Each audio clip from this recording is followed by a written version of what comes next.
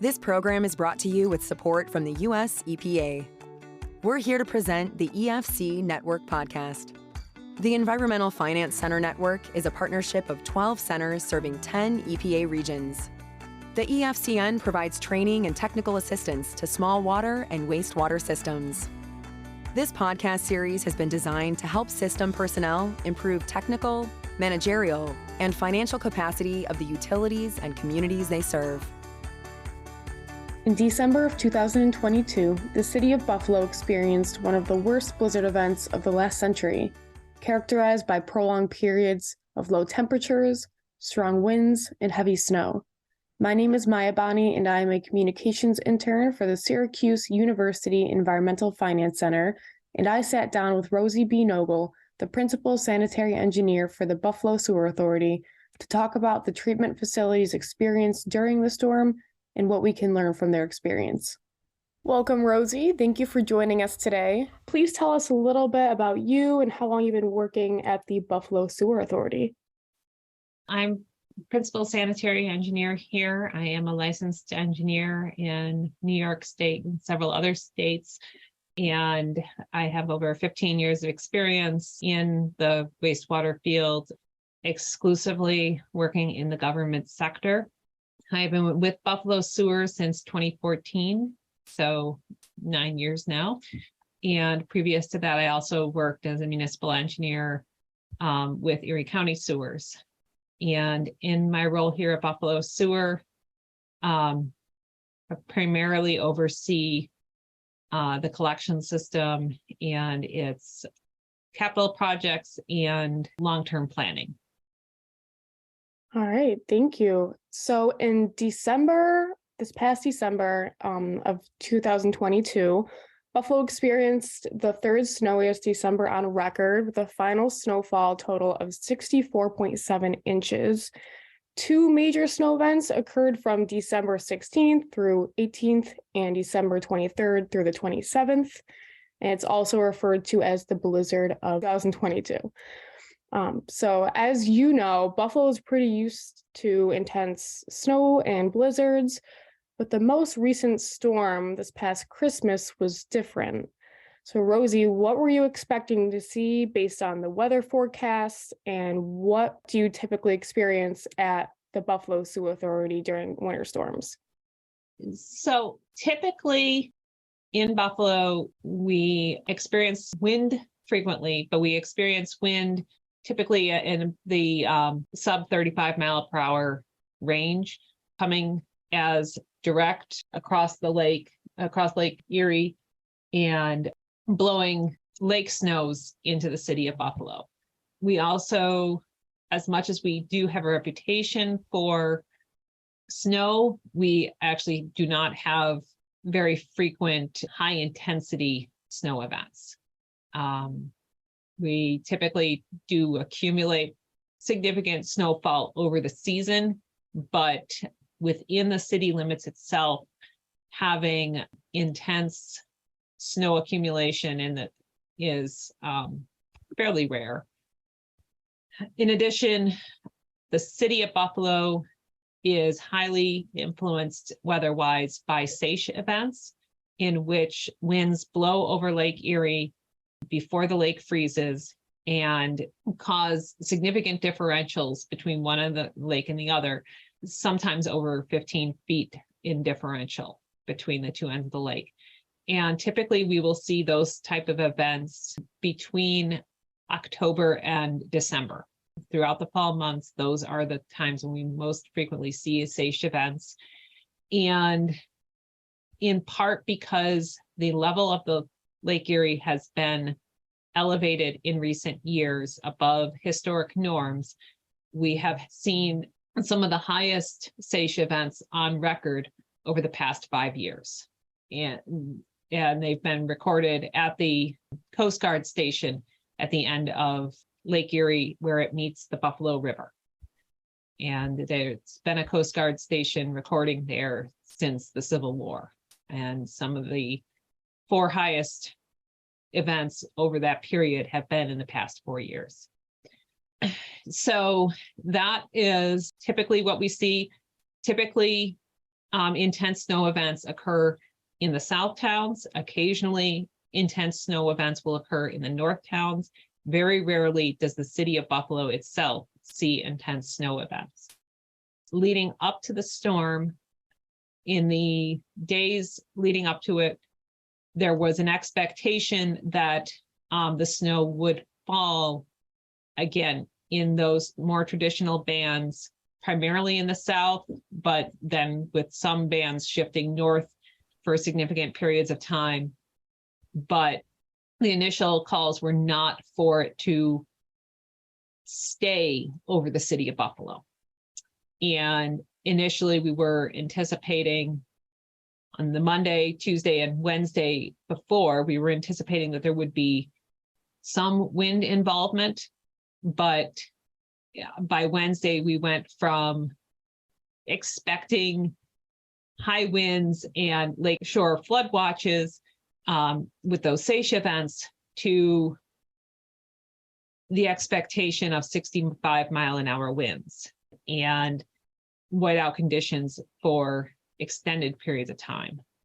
And then by Thursday is when we really started to get the understanding of this being a once-in-a-generation blizzard event, where a blizzard is just 35-mile-an-hour plus winds for 3+ hours.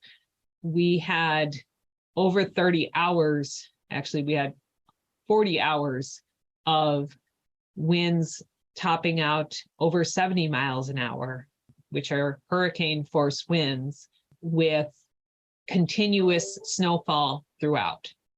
And so we had continuous whiteout conditions for 40 hours straight, which meant that not only were normal residents unable to leave their homes, but also that even first responders could not get out because the winds and the whiteout conditions were so intense. And we did see fluctuations on December 23rd, we did see that SAISH event come in, and for 8 hours, we had a differential from normal levels to during that period of up to 10 feet.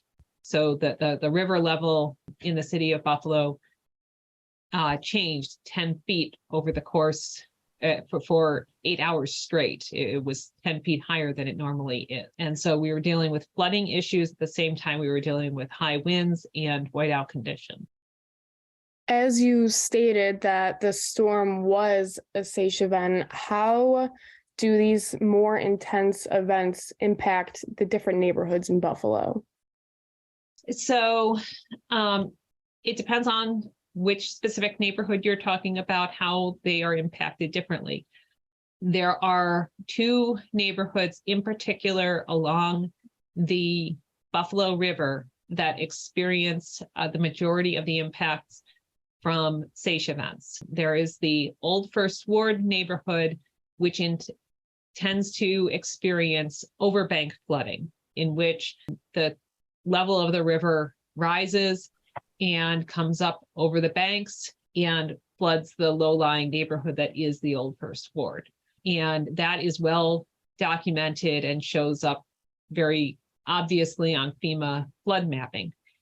In an adjoining neighborhood that is known as the Valley, what occurs is that the combined sewer system and the storm sewer systems are below the level of the road where sewers are and discharge directly to the Buffalo River. The banks in the vicinity of the valley are actually higher than the roads in the valley itself. And so what occurs is that the banks will hold the water in the Buffalo River during a SAISH event, but the storm sewer and the combined sewer will allow flows to backflow into the neighborhood. And then because the roads behind the bank are lower, there will be both basement flooding and even in some cases street flooding as the level of the river rises and pushes the water up into the neighborhood. There are other neighborhoods throughout the city that have combined sewer overflow points, and they might experience similar conditions, especially with a 10-foot SAISH event, but it is much less frequent than in those two specific neighborhoods. The other condition that we will also see is similar to the valley. There are several viaducts throughout the city that the sewer was laid in the 1880s and 1890s. And in the early 20th century, the road was relayed lower than it was originally laid at to eliminate conflicts between at-grade railroad tracks and roads. And so that the trains go over top on bridges and the roads go beneath in these viaducts. Because the sewer came first, when the sewer surcharges, it now surcharges into the viaduct during these SAISH events rather than surcharging, but surcharging below the level of the road. And so we'll also see that sort of event occur in this case, that the viaducts will flood out. As the storm was approaching, knowing its tendencies to flood and bring along high winds, how do you prepare, or what do you prepare for? We tend to prepare for, out in the collection system, we prepare for making sure that all of the drains are cleared out as best as we can get them, so that when the SAISH event subsides, everything can drain out and water does not stay above level. In some cases, we will sandbag to contain the waters in knowing that we might run into issues. At the treatment facility, they will make sure that they've got everything ready to turn all the pumps that they can on at the same time, and make sure that there is sufficient staffing to run the full facility. There's also the issue of making sure that there's plow drivers scheduled, and just making sure we're going to be able to operate as efficiently as we can. And to go along with that, how did different storm authorities respond so that impacts could be minimized as possible? Throughout the storm, Buffalo Sewer maintained full staffing, and folks actually stayed at the treatment facility for well beyond the ends of their shifts. That they were actually awarded overtime to sleep at the facility rather than going home. And throughout the event, different places that are known at the facility to face flood issues due to underground hydrological forces, those areas were closely monitored and pumps were staged properly so that pump around operations could occur. At a certain point, keeping as many pumps running was the only thing that could be done because you couldn't see. Being out in that storm was deadly. I can imagine, hearing everything and seeing the news, it was just incredible what was going on. And I can't imagine being a first responder or someone who was behind the front lines of the storm. Following the storm, what were the major impacts and what kind of damage resulted? Throughout the city, power was out for extended periods of time throughout much of the city. So on the more domestic sphere, that there were people who lost power and were not able to survive the storm because of the loss of power.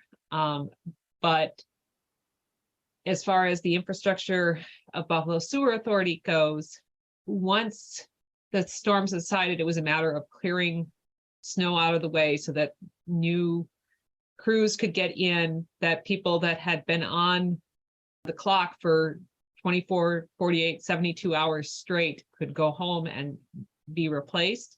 But then it was also changing out pieces of equipment that were never designed to take 70-mile-an-hour winds and were turned into sails, and that there were different metal pieces that ended up being twisted in the storm. And so repairing those at the facility. And then out throughout the city of Buffalo, the first thing that needed to happen for life to resume was that the roads needed to be cleared. And this meant the plows were trying to find where the roads went, because the type of wind blowing together with the snow meant that in some locations you had green grass on one side of the street and you would have 10 to 20 foot piles of snow that had been blown by the wind on the other side of the street. And so the plows were trying to find the curb lines in order to plow properly. And in some cases, and in actually many cases, they ended up damaging the storm infrastructure in the process, where the intakes would be picked up by the plows and moved. And so there were several weeks of going back and putting grates back where they go, putting inlets back where they go, making sure that there weren't safety hazards being created, and understanding that the plow drivers were doing the best they could, but they couldn't find the curb lines with the amount of snow that was out there. And it wasn't just plows, it was high lifts picking up the snow, because the plows couldn't even plow 10, 20 feet of snow. Did you notice a difference between wastewater facilities in the north towns and the south towns, and were they damaged or affected differently? Did you notice anything major? So talking with our colleagues at other treatment facilities, Buffalo by far faced the worst of it. And that's consistent with all of the weather mapping that occurred with this storm. Buffalo experienced a blizzard. The surrounding municipalities experienced a storm. We had whiteout conditions for 40 hours straight. The other municipalities around us experienced some lake effect snow, or they may have experienced some wind, but they did not experience the wind in conjunction with the snow at the same time. And that timing element was huge, because it meant the difference between being able to go out and plow and not be able to see your hand in front of your face. And how did the Buffalo Sewer Authority move forward after the event passed? We continued operations as normal. Within a week, we were back to normal operations. Sewer maintenance continues to receive some reports here and there of displaced infrastructure and continues to make those repairs. But the treatment facility itself, basically, it was a matter of taking log of what damage had occurred and repairing things by priority. It was an intense storm event. Our crews did a phenomenal job of staying on the clock throughout, eliminating what hazards they could and maintaining treatment in the city of Buffalo and for outlying districts throughout the length of the storm, and then continuing to operate afterwards. So Rosie, overall, what did the Buffalo Water and Sewer Authority learn from the storm, or is there anything that this specific storm taught you, or is there anything that you took away from it? For Buffalo Sewer, our main takeaway is that moving forward, we need to have resources available for our employees on site, cots, long shelf stabilized food, and beverages, so that they can stay on site and have everything that they need at the Bird Island treatment facility. Additionally, we have also started to reevaluate our communications internal, make sure that there's more streamlined communications. In this case, we had a text message chain going, making sure that that's more formalized and that it's documented who needs to know what. But overall, we came through the storm pretty well as Buffalo Sewer Authority.